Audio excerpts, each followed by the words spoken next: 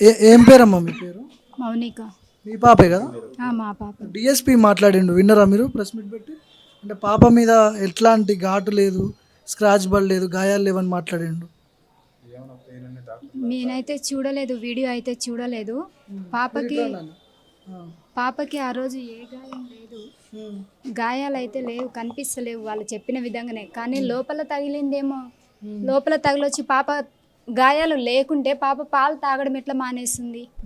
పాప పాలు తాగడం మానేసింది అంటే తనకి గాయాలు తగిలినట్లేగా. డిఎస్పి ఏది చెప్తే అదే రాసుకుంటారా? డిఎస్పి చెప్పింది మాత్రమే అక్కడ నిజమవుతుంది. కానీ మేము కడుపు కాల్చుకొని మేము ఇంత రోదనతో ఉంటే మా బాధ ఎందుకు అర్థమవుతలేదు చెప్పే వాళ్ళందరికీ?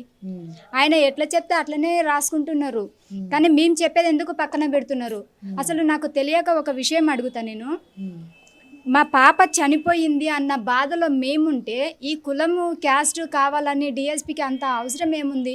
ఫస్ట్ నాకు న్యాయం చేస్తున్నారు, మాకు న్యాయం చేస్తామని చెప్పిన డిఎస్పి ఇప్పుడు అందరినీ వెనకలు వేసుకొని తిరుగుతున్నారు కదా. మరి మాకు న్యాయం ఎక్కడ చేస్తున్నారు? వాళ్ళ మీద నమ్మకం లేనందుకే మేము ఇక్కడ సార్ దాకా వచ్చినాం కదా. వాళ్ళు ఒకవేళ న్యాయం చేసింటే మాకు ఇంత బాధ ఉండేది కాదు. అక్కడనే నాగర్ కర్నూలులోనే న్యాయం జరుగుతుంది అని మేము అక్కడనే ధర్నా చేసేవాళ్ళం. మాకు పోలీసు వాళ్ళు అని కాకి చెక్క మీదనే నమ్మకం లేకుండా పోయింది. అందుకోసమే మాకు ఇక్కడ న్యాయం జరుగుతుందని మేము ఇక్కడ దాకా వచ్చినాం. ఇప్పుడు మీరు ఇచ్చిన కంప్లైంట్ తీసుకున్నారా పోలీసు వాళ్ళు? ఇంతకీ తీసుకోలేదు, ఇప్పటి వరకు ఎఫ్ఐఆర్ చేయలేదా? విశారాధన్ సారు ఎప్పుడైతే వచ్చిర్రో అప్పుడు మా కంప్లైంట్ తీసుకున్నారు తప్ప మేము అంతకుముందు పోయి సార్ మేము మా పాపకి ఇట్లా జరిగింది అని చెప్తే కంప్లైంట్ తీసుకోలేదు.